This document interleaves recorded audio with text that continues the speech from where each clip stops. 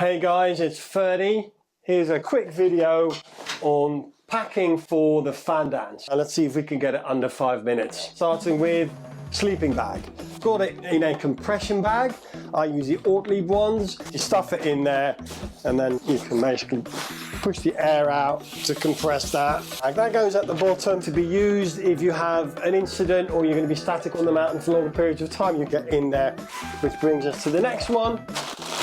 If you've got a bigger pack, use a proper bivvy. I'm just going to use, this is a plastic from the Mountain Warehouse. I basically go in there to get a bit of waterproofness around that bag. It was not as good as a bivvy, but for an out and back, 24K, that'll do. And it can also be used as a marker. If you get lost, you can spread that over the ground or the snow. Rescue helicopter would see that. Spare clothes, which is for an emergency scenario. What's in there? Towel, mid layer, your hard routine shirt, base layer. The link to these is below on the channel. Good quality trousers, thermal underwear, long johns and warm socks. Again, compression bag. If the weather is really bad, I might have a cover on the outside of the pack. Boom. Your first aid kit, I've learned through experience. So the thing you most actually need from first aid kits is plasters. So the ones that come with it tend to be cheap crap. So get some proper plasters. I like Elastoplast from Germany.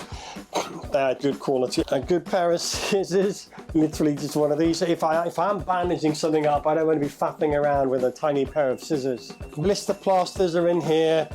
Then an extra layer. If I'm static, I've got that extra down jacket.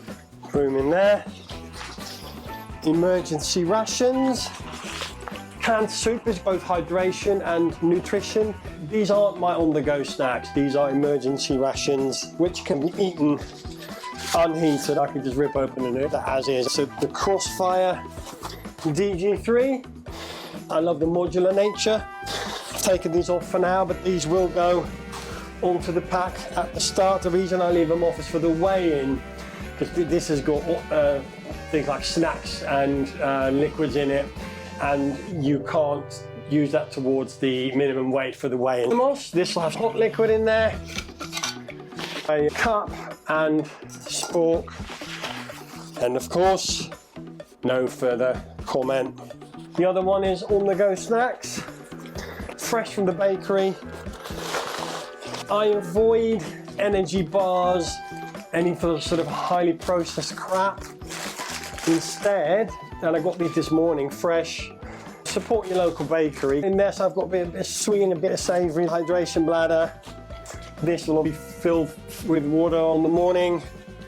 Plugs in there, goes on top. Waterproof jacket. Goes here, quick access. Zipper. If it starts raining. So what's in here? Head torch. Spare batteries. Even if you go in the daytime, pack these, because you might get stranded on the mountain after nightfall, and that could be an absolute lifesaver. I've got spare batteries. I've actually ended up having 3 because I go on some pretty long treks. All charged, pen light. In addition, as a backup, that's chargeable power bank. I keep all electronics in a little waterproof. That all goes at the top zipper. Notepad and pen will go together with a map of the route, map and compass of the area, notepad and pen, Ortlieb waterproof bag. Again, I'm not sponsored. Anything you see on here I've paid for myself, and it's through trial and error kit I use myself. Water, spread it over different containers. So if you have a failure in one, you've got others. I have some electrolyte dissolvable tablets that I put in one of these if I feel that I'm flagging. I make sure I've got at least 3 litres. Once that's all in, mind you, we'll have these other ones on the sides, and off I go. So, many of you will be doing your own events this season. So, as always, see you in the hills.